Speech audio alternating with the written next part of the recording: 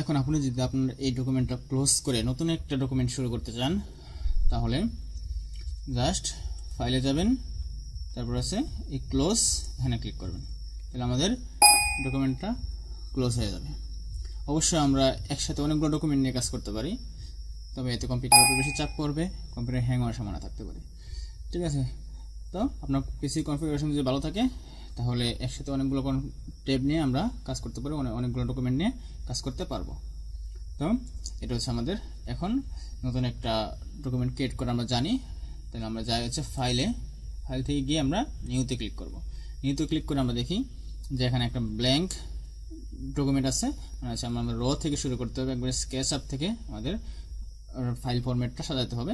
কিন্তু আপনি যদি কোনো ফরম্যাট এখানে চান, যেমন রিজিউম, অ্যানুয়াল রিপোর্ট বা আপনার অন্য যে কোনো ধরনের রিপোর্ট আমাদের পিসেট বা টেমপ্লেট তৈরি করা আছে মাইক্রোসফট কর্তৃক, সেটা আমরা এখান থেকে ব্যবহার করতে পারি, অথবা আমরা অনলাইন থেকে সার্চ দিয়ে এখান থেকেও আমরা ব্যবহার করতে পারি। তো আমরা হচ্ছে ব্ল্যাঙ্ক ডকুমেন্ট দিয়ে শুরু করব। তো আমরা ব্ল্যাঙ্ক ডকুমেন্টে ক্লিক করলাম। তো এটা হচ্ছে আমাদের ব্ল্যাঙ্ক ডকুমেন্ট, এখানে ক্রিয়েট হলো। এখানে আমরা দেখতে পাচ্ছেন যে একটা আই বার বা হচ্ছে একটা দাগ এখানে আমাদের ব্লিঙ্কিং করতেছে বা হচ্ছে লাফাচ্ছে। তো আমরা যদি এখন লেখা শুরু করি তাহলে এখান থেকে লেখা শুরু হবে।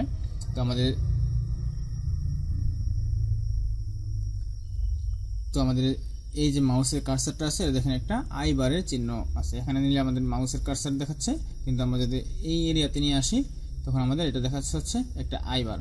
এবং আমি যদি লক্ষ্য করেন দেখা যাচ্ছে আই বারের পাশে একটা ছোট্ট একটা প্যারাগ্রাফের আইকন দেখা যাচ্ছে।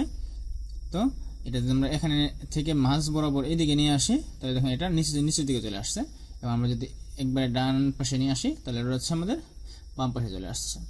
তার মানে হচ্ছে আমরা এটা সাহায্যে আমরা এই পেজ এর যে কোনো জায়গায় আমরা লিখতে পারবো। তো আমাদের এখানে আমরা এর এই পাশে লিখতে পারবো না, এখান থেকে লেখা শুরু করতে হবে। তার কারণ হচ্ছে আমাদের এই পেজের মার্জিনটা দেওয়া আছে হচ্ছে এখান থেকে এখান পর্যন্ত 6.5 ইঞ্চি মার্জিন আমি লিখতে পারবো, আর বাকি যে এই পাশে আর এই পাশে 1 ইঞ্চি করে আছে সেটা হচ্ছে আমাদের মার্জিনের জন্য রাখা হয়েছে। তো আপনি যদি এই রুলারটা দেখতে না পারেন তাহলে ভিউতে যাবেন, ভিউতে গিয়ে এখান থেকে এই রুলার বাটনটা অন করে দেবেন, তাহলে আপনি এই রুলারটা দেখতে পাবেন।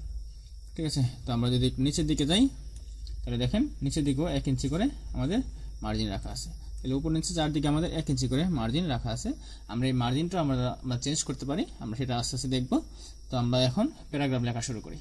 তো আমি এখান থেকে মাউসের কার্সারটা মিডল বরাবর নিয়ে এসে এখানে যদি আমরা ডাবল ক্লিক করি তাহলে দেখেন আমরা এখানে লিখতে পারবো। এখন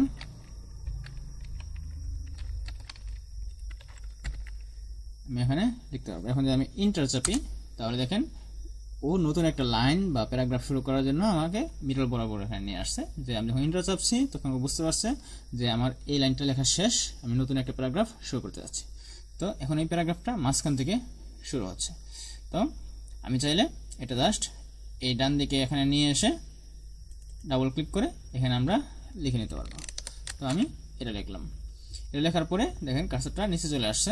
তো বুঝতে পারছি যে এই প্যারাটা লেখার পরে হয়তো আমার কাজটা শেষ, আমি নতুন একটা প্যারা এখান থেকে শুরু করব। তো আপনি ভিডিওটা পজ করে এই জিনিসটা আপনার ওয়ার্ডে টাইপ করে লিখে নিতে পারেন। তো আমরা অল্প একটু কাজ করার পরে আমরা আমাদের এই কাজটা সেভ করে রাখতে হবে, কারণ যদি আমাদের পিসি হ্যাং করে বা উইন্ডোজ ফ্রিজ হয়ে যায় তখন আমাদের এই কাজগুলো হারিয়ে যাওয়ার সম্ভাবনা থাকে। তো আমরা আজকে দেখব কিভাবে আমরা এই কোনো একটা ডকুমেন্ট কাজ করার পরে আমরা সেভ করতে পারি। তো সিম্পলি আমাদের সেভ করার জন্য আমরা যাব হচ্ছে রিবন বারের ফাইল ট্যাবে, ফাইলে ক্লিক করে আমরা এখান থেকে দেখতে পাচ্ছি সেভ এবং সেভ এজ। যেহেতু আমরা এটা প্রথমবার সেভ করব সুতরাং এটা আমাদের সেভ দিলে আমাদের চাইবে হচ্ছে যে আমরা কোন লোকেশনে সেভ করতে যাচ্ছি এবং কি নাম দিয়ে সেভ করতে যাচ্ছি সেটা, এবং আমরা সেভ এজ দেই তাহলেও আমাদের সেম কাজটাই হবে প্রথমবারের ক্ষেত্রে। ঠিক আছে, তো আমি প্রথমবারে সেভ এজ যদি দেই তাহলে দেখেন সেভ এজ দেওয়ার পর আমাদের চাচ্ছে হচ্ছে সেভ এজ, কোথায় সেভ করতে যাচ্ছে আমি লোকেশনটা এখান থেকে দেওয়ার জন্য বলতেছে। তো আমি লোকেশনটা দিচ্ছি যে ব্রাউজ। তো আমি যদি ব্রাউজে ক্লিক করি তো এখান থেকে আমি আমার লোকেশনটা সেট করে দিতে পারবো। তো আমি আমার লোকেশনটা সেট করে দেওয়ার পরে এখানে ফাইল নেম, আমি আমার ফাইল নেমটা দিয়ে দেব এন্ড ডকুমেন্টের টাইপ অর ডকুমেন্ট, ঠিক আছে। আপনি আপনার এখানে অন্য ডকুমেন্টের টাইপটা এখান থেকে সিলেক্ট করতে পারবেন।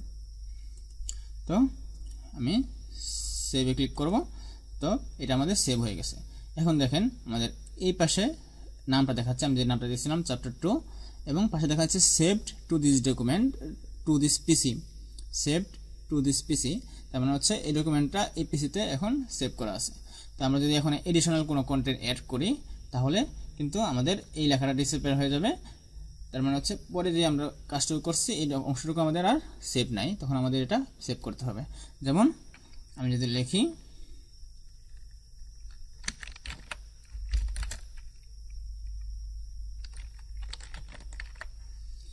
এটা, তাহলে এখন দেখেন এই চ্যাপ্টার 2 এর পাশে সেভ টু দিস পিসি এই অপশনটা বা এই কমান্ডটা আমাদের এখানে দেখা যাচ্ছে না, কারণ এখন সর্বশেষ এই যে আমরা একটু অ্যাড করলাম এই অংশটুকু এখন আর সেভ নাই এই পিসিতে। তো এই জন্য আমরা কি করতে পারি, সিম্পলি এখানে সেভ এই বাটনে ক্লিক করতে পারি, অথবা আমরা কন্ট্রোল এস চাপতে পারি। তাহলে কন্ট্রোল এস চাপলে আমাদের এই যে সেভ টু দিস পিসি, এখন এই অংশটুকু হচ্ছে আমাদের এখন এই পিসিতে সেভ আছে। তো এভাবে আমরা আমাদের কাজটাকে আমরা আমাদের পিসিতে সেভ করে রাখবো।